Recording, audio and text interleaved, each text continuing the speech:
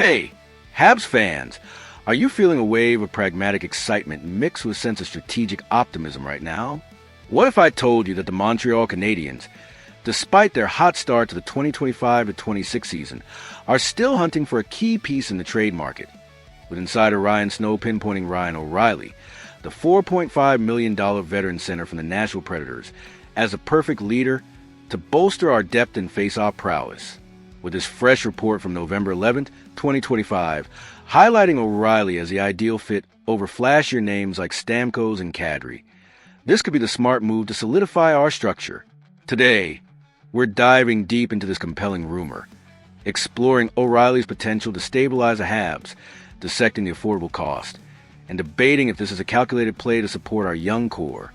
Let's unpack this logical scenario and see if Kent Hughes can add the veteran anchor we need. Let's set the stage with the intriguing buzz that's simmering in the NHL trade market. The Canadiens, off to a strong 3-1-0 start in the 2025-26 season after a playoff return last year, are impressing early, but still seeking a second-line center or depth pivot to round out their roster behind Nick Suzuki for a deeper playoff push. With over $38 million in projected cap space for 2026-27 after shedding Carey Price's contract, Hughes has financial flexibility to make targeted additions. Enter Ryan O'Reilly, the 34-year-old center for the Predators, who has emerged as a standout candidate in Ryan Snow's analysis amid Nashville's poor 5-13 start, positioning them as potential sellers. While no deal is confirmed, Snow's emphatic endorsement, "I really love this player," makes O'Reilly a logical and appealing target for Montreal. Now, let's dive into why Ryan O'Reilly is hailed as the perfect fit for Canadiens, a player who checks every box for our current needs.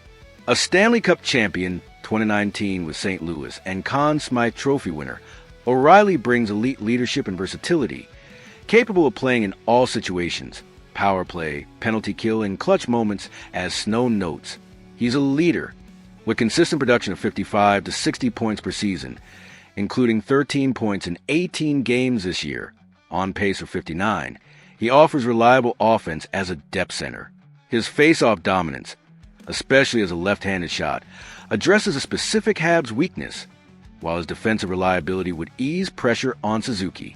At a $4.5 million annual cap hit through 2026-27, O'Reilly isn't a short-term rental but a bargain for Hughes' long-term vision, blending immediate impact with roster stability. Let's imagine O'Reilly's impact on Montreal's lineup. Even if he's not the dynamic second-line center, 2C, some fans crave. Slotting him as a third-line center or flexible 2C alongside talents like Ivan Demidov and Patrick Lane would add balance, leveraging O'Reilly's face-off wins, historically above 55%, and playmaking to set up scoring chances while anchoring defensive zone starts. Alternatively, pairing him with Kirby Dach and Alex Newhook could create a shutdown line with offensive upside, freeing Suzuki and Caulfield to attack. Picture him winning key draws in tight games, killing penalties with grit, or chipping in timely goals. His 55 to 60 point consistency ensures contributions. Under Martin's St. Louis system, O'Reilly's two-way game and locker room presence will provide structure, mentoring prospects like Michael Hage. As Snow suggests, he's a veteran for when the Habs are serious cup contenders. Of course, O'Reilly's role isn't without nuanced debate, though the risks are minimal compared to other targets. Snow's strong opinion redefines expectations.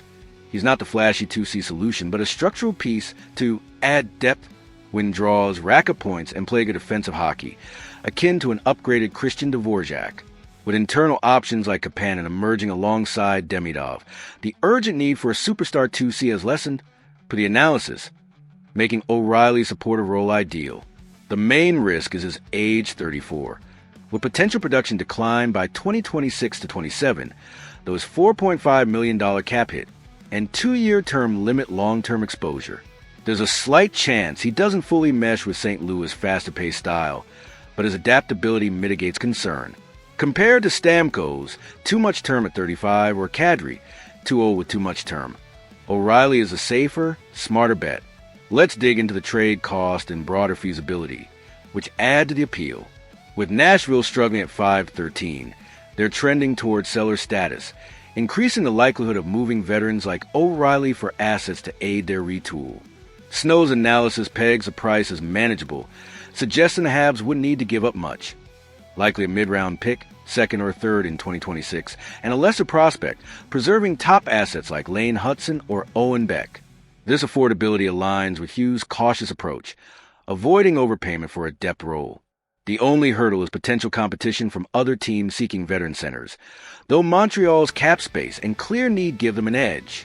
For the Predators, trading O'Reilly offers future-focused returns without gutting their core, making this a realistic negotiation.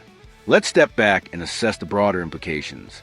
If the Canadiens landed Ryan O'Reilly, it would signal a shrewd, balanced approach by Hughes, adding a veteran leader to support a rising young core alongside Suzuki and Demidov without sacrificing the rebuild's foundation. It's not about a splashy 2C superstar. It's about building structure with depth, face-off reliability, and championship experience, positioning the Habs for sustainable contention in a few years, as Snow envisions renewing O'Reilly in 2027. For Nashville, moving him aligns with a retool if their season spirals further. As the rumor concludes, O'Reilly is a good veteran for a future Cup run, a logical, financially viable fit for Montreal's exact needs in leadership and face-offs. This feels like a no-brainer if the price stays low. As we wrap this up, I'm filled with quiet confidence over the prospect of Ryan O'Reilly joining the Canadiens, a move that could perfectly shore up our depth and guide our youth, even if it's not the blockbuster some envision. This trade rumor, targeting a $4.5 million veteran center from Nashville to enhance Montreal's structure, feels like a smart, low-risk, high-value play for Kent Hughes. O'Reilly's leadership consistency and face-off prowess could be the steadying force to complement our rising stars, while his affordable contract and manageable trade costs make him an ideal addition. Whether this materializes or remains a compelling what-if, it's a reminder that the Habs are poised to make thoughtful moves to reclaim their legacy.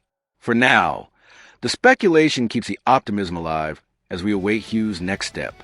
So, Habs Nation, I'm turning this over to you. Would you support Kent Hughes trading a mid-round pick for Ryan O'Reilly to add depth, leadership, and face-off strength, believing he's the structural piece we need? Or should we hold out for a more dynamic second-line center?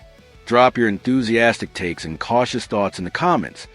I'm eager to see if this rumor sparks the same practical hope in you as it does in me. And if the thought of O'Reilly in blue, Blanc et Rouge has you intrigued, hit that like button to show your support.